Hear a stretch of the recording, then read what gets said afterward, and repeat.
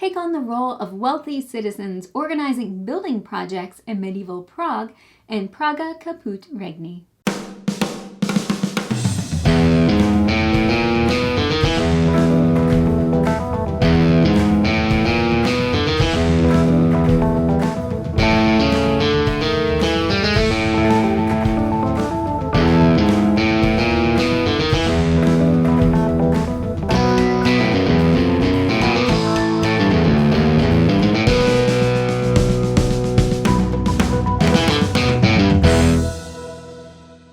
Thank you for joining us at Tantrum House Studio D. I'm Melissa Delp. And I'm Kevin Delp. Praga Caput Regni is a competitive action selection city building game for 1 to 4 players, and it plays in about 2 hours, designed by Vladimir Suchi.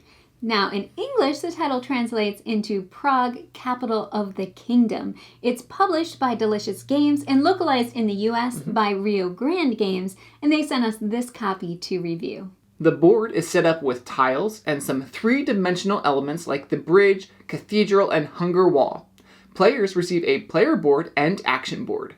Here's a quick overview of the game. On your turn, you take a tile from the main action wheel that's on the main game board, taking that action, and then turning the wheel and putting your tile back in the most expensive slot. After each player has taken 16 turns, you're going to perform some endgame scoring, and then whoever has the most points wins. On your turn, you choose 1 tile from the action wheel. Each tile has 2 actions, but you can only activate 1 of them. The spot on the wheel where you take the tile from also has a benefit that you can take advantage of during your turn. The actions let you gain resources, increase your production, build city tiles, build walls, travel the King's Road, and even get tiles that can upgrade future actions. All these actions affect what you do on the main game board or on your player board, like building up the city at the bottom of the main board, or moving your pawn on the King's Road to gain benefits. Each space has a free reward, or you can choose a better one that costs an egg. Some tiles let you move horizontally on the cathedral or hunger wall, which can help you score endgame points for having the matching tokens. You can build walls around your action board. When you connect 2 icons, you gain benefits like points or resources. You can even upgrade your actions so you get benefits when you take that certain action later. Seems pretty simple, right? Just choose an action. Yeah. But then you start figuring out how to combo things together. You might build a tile that lets you go up the technology track, and you hit an icon that gives you a technology tile as a reward.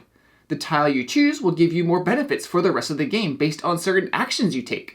Some rewards give you white or gold windows. Spending 2 white windows lets you move vertically up the 3D buildings.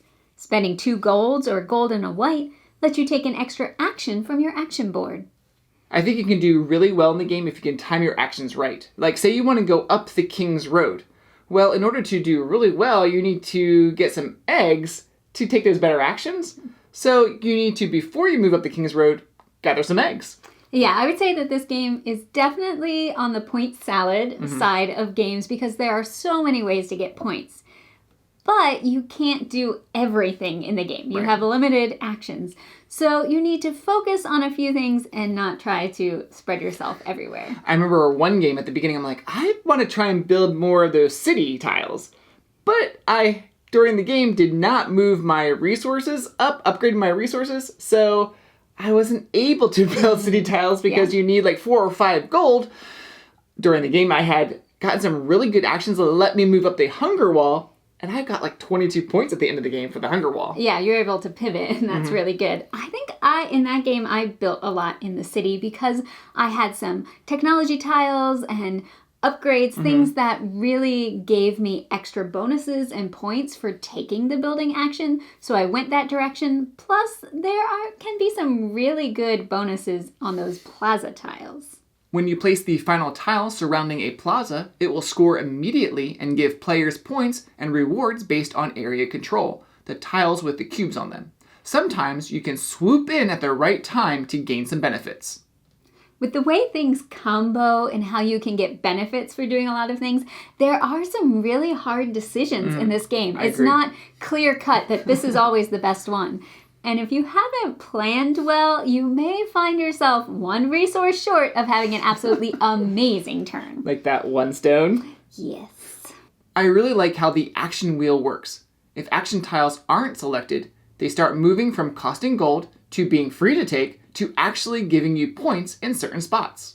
There were definitely a few times where I took a tile because I wanted to deny other players the points. I didn't want it to, rotate up into one of those spots. For me, I think I was more apt to take the free tiles at the beginning of the game, not really caring what those actions were. But then towards the end of the game, I was really looking for certain actions or benefits, so I was more willing to spend the money for those actions.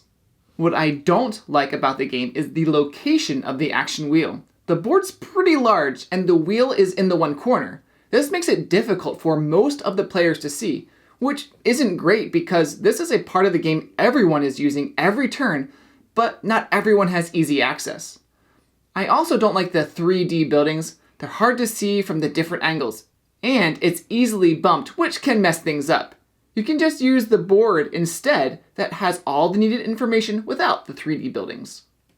So I have some mixed feelings about those 3D elements. I do think they look really cool. They do look cool. And they can help you see on the cathedral and hunger wall when you're actually moving up to some of those other levels. But I do agree that they can be a little hard to use during play. In my opinion, I actually think it could be easily solved by making an inset in the board so that those two 3D elements, the cathedral and the hunger wall, aren't shifted as easily. Cool idea.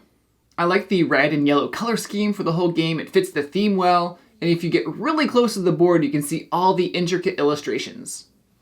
I like games that have variable setups because you have to adapt.